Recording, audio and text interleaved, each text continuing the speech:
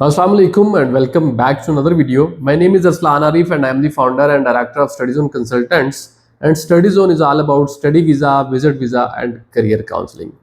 आज की वीडियो में हम डिस्कस करने जा रहे हैं जी 2024 और 2025 में जो ऑस्ट्रेलिया के अंदर जितने भी इंटरनेशनल स्टूडेंट्स के हवाले से चेंजेस हुए, उनके जो इम्पैक्ट्स थे वो क्या थे, और अभी 2025 में जो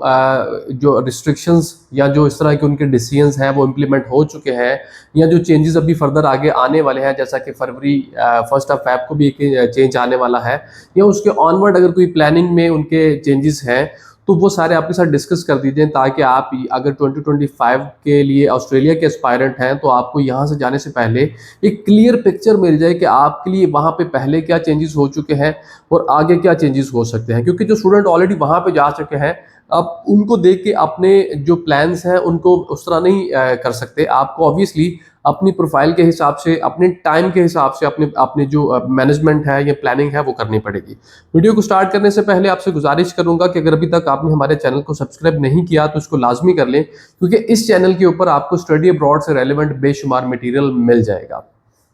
चलिए जी, स्टार्ट करते हैं। Right from the start of 2024 Australia की जो गवर्नमेंट है उन्होंने 2024 के शुरू से आपके लिए कुछ उन्होंने चेंजेस अनाउंस करने शुरू कर दिए थे, लेकिन जो मेजॉरिटी ऑफ चेंजेस थे वो अप्लाई होना शुरू हुए मार्च के महीने से। जैसा कि मार्च के महीने में सबसे पहले उन्होंने आपका जो GTE था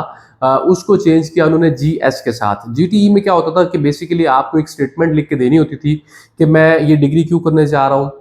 मुझे इस डिग्री में क्या इंटरेस्ट है और मुझे फ्यूचर में इसका बेनिफिट क्या हो सकता है। उसके बाद आपको उन्होंने जब आगे इसको GS के साथ चेंज किया तो वहाँ पे आपको मल्टीपल क्वेश्चंस दे दिए गए, जिसमें से हर क्वेश्चन की 150 वर्ड की लिमिट रख दी गई। चीज़ वही है, लेकिन उसको मज़ीद उन्होंने एक डिटेल्ड फॉर्म में लिया है, ताकि स्टूडेंट की हमें एक क्लियर जो थॉट्स हैं वो हमारे तक कन्वे हो सके, ताकि स्टूडेंट का हमें पता चल सके कि आया ये जेन्युइन स्टूडेंट है भी या नहीं। उसके बाद जो उन्होंने दूसरा चेंज किया वो भी मार्च के महीने में हुआ। उन्होंने जो आइल्स की रिक्वायरमेंट्स थी इनको चेंज कर दिया। अब जो नॉर्मल आपके स्टूडेंट्स के लिए आइल्स की रिक्वायरमेंट थी उन्होंने उसको 5.5 से इंक्रीज करके 6 पे ले गए। अब उसके अलावा जो और स्टूडेंट थे जो एलिकोस पढ़ना चाह रहे थे उनके लिए भी 4.5 से उनको इंक्रीज करके 5 कर दिया गया। या इस तरह आपके लिए जैसे वो ग्रेजुएट के लिए आपको जो रिक्वायरमेंट्स थी वो 6 से उन्होंने 6.5 कर दिया। और उससे बड़ा एक चेंज उन्होंने ये किया कि वहाँ पे आपको जो पहले टेम्परेरी ग्रेजुएट जो वीज़ा मिलता था उसके ऊपर आप जो आपके आइल्स की वैलिडिटी होती थी वो 3 इयर्स की मानी जाती थी, लेकिन उसको उन्होंने बाद में अभी 1 ईयर कर दिया। तो ये उन्होंने आपकी जो इंग्लिश रिक्वायरमेंट के हवाले से चेंजेस थे वो किए, जो कि ये 2 बड़े मेजर चेंजेस हुए थे आपके मार्च के महीने में। उसके बाद फिर आपका आया जी मई का महीना। मई के महीने में उन्होंने आपकी जो फाइनेंशियल रिक्वायरमेंट्स हैं उनको इंक्रीज कर दिया। पहले क्या होता था कि आपको सिंपली जो आपकी फाइनेंशियल रिक्वायरमेंट्स हैं उनको मीट करना पड़ता था, लेकिन उन्होंने उसको इतना चेंज कर दिया कि आपको बड़ी लाइक क्लियर थिंकिंग के साथ अपनी जो चीज़ें हैं वो प्रोवाइड करनी पड़ती थी, ताकि आप किसी भी स्टेज पे फंस ना सकें। उन्होंने वहाँ पे क्या किया कि आपके जो ओवरऑल लिविंग एक्सपेंस था उसको उन्होंने उसको 20,000 से उठा के स्ट्रेट अवे उसको 29,710 ऑस्ट्रेलियन डॉलर पे ले गई, जो कि आज की डेट तक वही चल रहे हैं। अगर आप अभी 2025 को प्लान कर रहे हैं तो ये वाले ही फाइनेंशियल जो है वो आपको उसके हिसाब से आपको रेडी करने पड़ेंगे। अच्छा, उसके बाद आप अपने साथ अगर एक स्पाउस लेके जा रहे हैं, डिपेंडेंट है, स्टूडेंट वीज़ा पे साथ आप उसको अटैच करके लेके जा रहे हैं, तो उसके लिए जो वहाँ पे आपकी रिक्वायरमेंट है फाइनेंशियल की, जो कि अपने बैंक स्टेटमेंट में शो करनी है, that is 10,394 Australian dollars.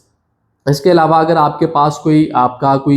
Dependent kid है, चाइल्ड है, अगर वो जा रहा है तो उस सूरत में फिर आपको तकरीबन 4,449 यानी कि 4449 जो ऑस्ट्रेलियन डॉलर्स हैं वो आपको एडिशनल अमाउंट भी आपको बैंक स्टेटमेंट के अंदर शो करनी है। अगर उसके अलावा आपके कुछ और किड्स हैं, लाइक 2 हैं, 3 हैं, और वो स्कूल गोइंग एज के स्टूडेंट्स हैं, तो उस सूरत में फिर आपको तकरीबन 13,500 ऑस्ट्रेलियन डॉलर की जो इक्विवेलेंट अमाउंट है उसको शो करना पड़ता है आपके बैंक स्टेटमेंट के अंदर।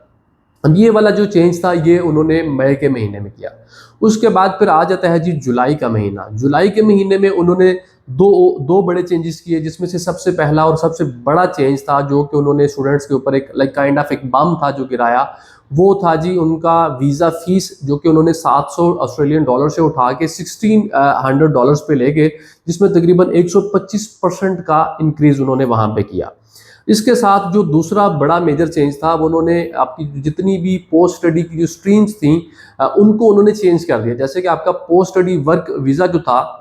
उसको उन्होंने post higher education work stream के नाम से दे दिया। इसी तरह उन्होंने कुछ अपने जो स्किल्ड वर्कर्स वाले थे उनको भी काफ़ी सारी चेंजेस लेके आए, और उसमें एक मेजर चेंज ये था कि आपका जो उन्होंने एज की एक लिमिट डिफाइन कर दी कि आप अगर हांगकांग और यूके के नेशनल्स हैं तो आप 50 साल तक भी वहाँ पे कर सकते हैं, लेकिन बाकी सब के लिए उन्होंने एक 35 ईयर की एज का एक थ्रेशोल्ड रख दिया कि अगर आप इस एज तक उसके बाद जाके आप ये करते हैं तो आप एलिजिबल नहीं होंगे, आपको उससे पहले पहले इस जो रूट है इसके ऊपर आना पड़ेगा। और ये स्टिल एप्लीकेबल है, अगर आप यहाँ से जा रहे हैं तो ऑब्वियसली आपको अपनी एज को और अपनी इन चीज़ों को जरूर कैलकुलेट करना चाहिए ताकि कल को आपको बाद में प्रॉब्लम ना आए। आप अपने आप को अभी से वेल इक्विप्ड कर लें, वेल नॉलेजेबल कर लें, ताकि आपको वहां पे जाके ये बाद में चीजें सीखने को ना मिले।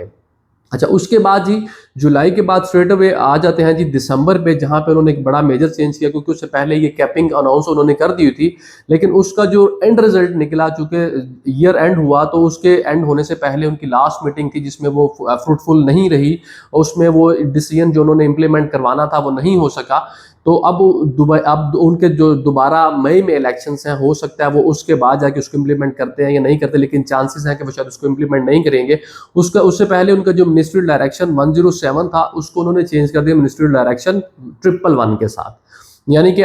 उन्होंने आपकी यहाँ पे वीज़ा जो प्रायोरिटी लेवल्स वो दे दिए कि अगर ये यूनिवर्सिटी को उन्होंने 1000 एप्लीकेशंस एलोकेट की हुई हैं, 1000 स्टूडेंट्स को वो पर इनटेक अगर उठा सकते हैं, तो जो 800 स्टूडेंट्स होंगे जो उनकी वीज़ा प्रोसेसिंग होगी वो प्रायोरिटी बेसिस पे की जाएगी, उनको जो रिस्पांस है वो जल्दी दिया जाएगा। लेकिन अगर आपके जो रिमेनिंग 200 स्टूडेंट्स होंगे उनको जो स्टैंडर्ड एक वे के थ्रू ही या स्टैंडर्ड तरीके कार के तहत ही उनको आगे जो प्रोसेसिंग है वो उनकी की जाएगी। ये उन्होंने चेंज किया। उसके बाद जनवरी से ऑनवर्ड जो इम्प्लीमेंट हुआ उसमें उन्होंने क्या किया कि आपको यहाँ पहले क्या होता था कि लेटर ऑफ ऑफर्स जब मिल जाते थे तो उसमें उन्होंने आपको ये अलाउ होता था कि आप या जो अक्सर कंसल्टेंट भी होते थे या स्टूडेंट होते थे वो अपने लेटर ऑफ ऑफर के ऊपर ही अपना वीज़ा अप्लाई कर देते थे और उसके अंदर ये मेंशन कर देते थे कि हमें we are waiting for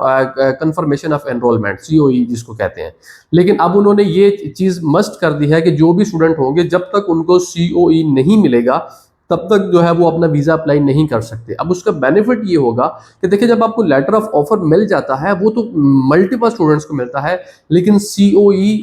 her student नहीं ले पाता। फॉर एग्जांपल अगर आपने 50,000 एप्लीकेशन भेजी हैं तो उसमें से हो सकता है 20,000 को COE मिले, लेकिन जो लेटर ऑफ ऑफर है वो हो सकता है 35,000 40,000 को मिल जाए। तो उस सूरत में एम्बेसी के ऊपर भी आपका जो बर्डन है वो बढ़ जाता था, जिस वजह से उन्होंने ये डिसीजन लिया है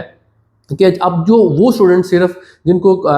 COE मिलेगा सिर्फ वही जो है वो वीज़े को अप्लाई कर सकेंगे, उसके अलावा कोई और नहीं कर सकेगा। अच्छा, अभी उसके बाद अभी 1 फ़रवरी से एक और डिसीजन इंप्लीमेंट होने जा रहा है। वो बेसिकली आप जो स्टूडेंट्स हैं, जो एस्पायरेंट्स हैं, उनके लिए तो नहीं है, लेकिन वो ऑलरेडी जो स्टूडेंट ऑस्ट्रेलिया के अंदर सेटल हैं, जो अपनी डिग्रीज मुकम्मल कर चुके हैं और वो पोस्ट स्टडी जो ग्रेजुएट वीज़ा है उसके ऊपर जा रहे हैं या जा चुके हैं, ये उनसे रेलेवेंट है कि उन्होंने उसकी जो फीस है जो कि तकरीबन 1945 आई गेस अमाउंट थी आपके लिए, वो उसको भी इंक्रीज करने जा रहे हैं, जिसको वो 2235 यानी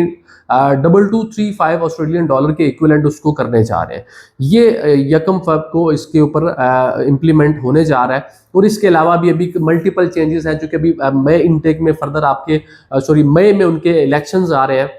तो उस पॉइंट ऑफ व्यू से भी काफ़ी सारे चेंजेस जो है उनको एक्सपेक्ट किया जा सकता है, नए भी आ सकते हैं, पिछलों को रिवाइज भी किया जा सकता है। तो आप 2025 को अगर प्लान कर रहे हैं तो इस चैनल को ज़रूर सब्सक्राइब कर लें या हमारी टीम के साथ राब्ते में रहें ताकि आपको अपडेटेड रखा जा सके अगर आप 2025 को एज एन एस्पायरेंट ऑस्ट्रेलिया के लिए देख रहे हैं। इसके अलावा अगर आप अपनी असेसमेंट करवाना चाह रहे हैं, keeping all these changes in mind, our expert team will guide you to the best. आप उसके लिए नीचे दिए गए नंबर पर राब्ता कर सकते हैं ताकि आपको अपडेटेड और up to the mark information मिल सके। This was about today's video. If you want to hear more, please subscribe this channel.